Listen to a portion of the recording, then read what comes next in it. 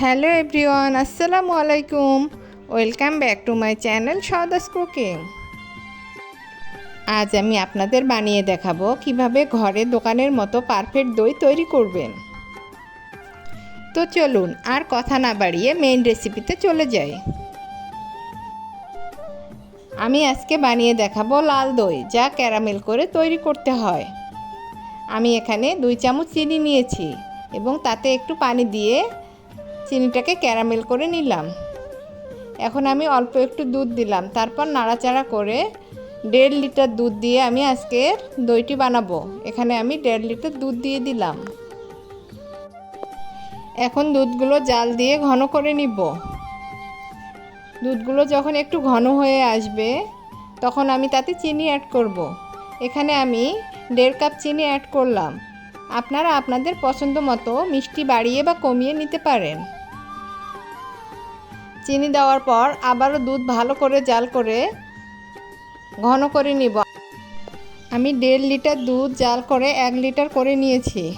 এখন চুলা থেকে নামিয়ে নিলাম। আমি এখানে 3 চামচ দই নিয়েছি। দই বানানোর জন্য অবশ্যই দইয়ের বীজ লাগবে। আমি দইয়ের এক্সট্রা পানি ঝরিয়ে দইগুলোকে ভালো করে ফেটে নিলাম। এদিকে দুধের তাপমাত্রা এমন থাকতে হবে যেন একটু আঙ্গুল চুবিয়ে রাখলে সহ্য করা যায়। তবে বেশি গরম দুধে দই দিয়ে দিবেন না, তাহলে দুধে ছানা কেটে আসবে। এদিকে আমি দুধ দিয়ে দইগুলোকে একটু মিশিয়ে নিয়ে দুধের মধ্যে ঢেলে দিব। এখন আমি দইগুলো দুধের মধ্যে দিয়ে ভালো করে মিশিয়ে নিব।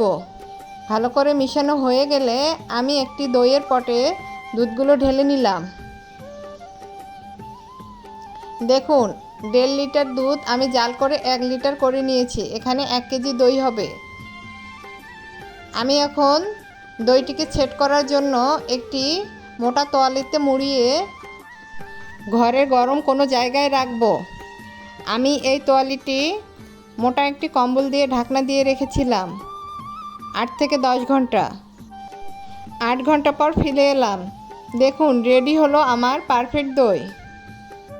তো আমার এই রেসিপি ফলো করে আপনারা খুব সহজেই বাড়িতে পারফেক্ট দই তৈরি করে নিতে পারবেন। আমার ভিডিওটি যদি আপনাদের ভালো লাগে একটি লাইক দিবেন আর কমেন্ট করে শেয়ার করবেন। আর আমার নতুন নতুন ভিডিও পেতে আমার চ্যানেলটি সাবস্ক্রাইব করে পাশে থাকবেন। আল্লাহ হাফেজ সবাইকে।